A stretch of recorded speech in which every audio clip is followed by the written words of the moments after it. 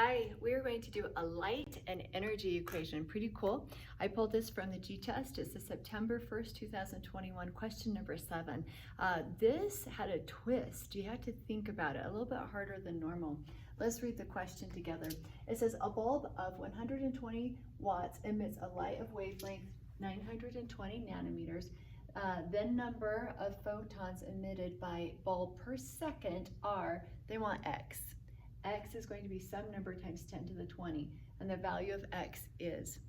So I always begin by writing down everything I want, and then we'll figure out, or everything we have, and then we'll figure out what we want. So what they give us is we have 120 watts. Now break apart units. Units. Always look at the units. They confirm that you do things correctly, and if you don't know how to do something, they show you the path how to do it. So a watt is really just a joule per second. So this is 120 joules, that's our energy per second. And they tell us that this is going to be in 1 second. They want to know how many photons are emitted in 1 second if we have this much energy. They also tell us that we have a wavelength of 920 nanometers. Well, I know with all of our energy and light equations, this unit has to be for length in meters. So right away I converted it. We know that there are 10 to the 9, a billion nanometers in 1 meter. So that tells us the wavelength is 9.2 times 10 to the minus 7 meters. That's the wavelength. And then I wrote down our formulas. We know speed of light equals wavelength times frequency, lambda times nu. We also know that energy equals h times nu, which is Planck's constant times the frequency. Now, this is so important and an easy detail that students overlook.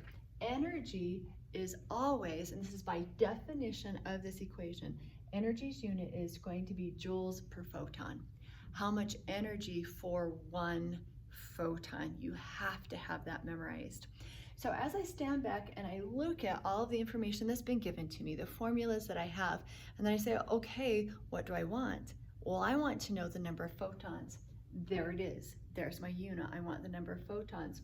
So as I began digesting this, I thought, oh, I have to find the amount of energy for just 1 photon. And then if I know the total energy right here from my time and my watts, then I can figure out the number of photons in that given amount of energy. So walk this with me, and I've done it in the blue. As you look at the formulas, it will all pull together and this puzzle will make sense for you. So I wanted to find energy. Let's take our speed of light equation, C equals lambda times nu. I just solved for frequency, nu, plugged in speed of light, 2.998 times 10 to the 8 meters per second, divided by our particular wavelength, which is 9.2 times 10 to the minus 7 meters. Look how careful, meters cancel, we end with per second. 3.259 times 10 to the 14 per second. That is the frequency, so how many cycles per second we have of this particular wave. Then I plugged it into our energy equation. So energy is Planck's constant, that's just 6.626 times 10 to the minus 34 joules per second, times my frequency, the 3.259 times 10 to the minus, or 10 to the 14 per second. Notice seconds cancel. We end with, here's my unit for energy, joules per photon. So 1 photon at this given wavelength is going to have 2.159 times 10 to the minus 19 joules. 1 photon has that many joules of energy. Well, I have over here 120 joules per second, my watts. Well, I want to know the number of photons in just 1 second. So I multiply this by 1 second. Notice the seconds are going to cancel out. That gives me total energy in 1 second, 120 joules. Well, if I have this much energy for 1 photon, notice I just use this relationship and the units tell you what to do.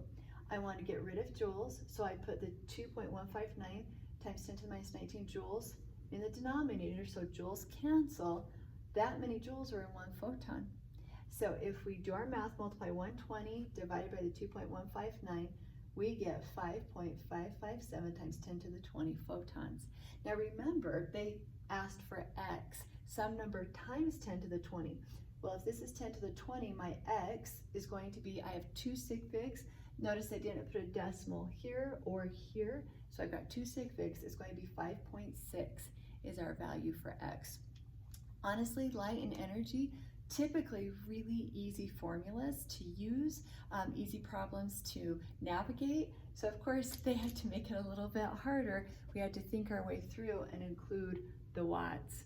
And it was recognizing, oh, if I can find the energy for one photon, and I know total energy in this given second, then I can find the number of photons. That was the path.